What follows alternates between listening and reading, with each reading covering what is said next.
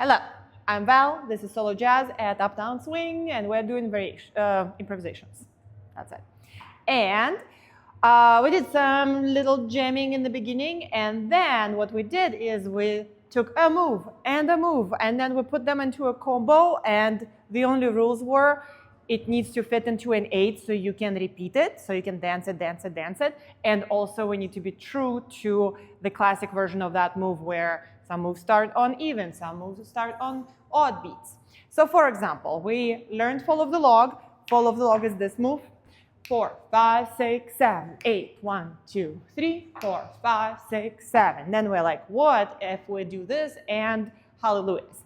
8, 1, 2, 3, 4, 5, 6, 7, 8, 1, 3, 4, 5, 6, 7.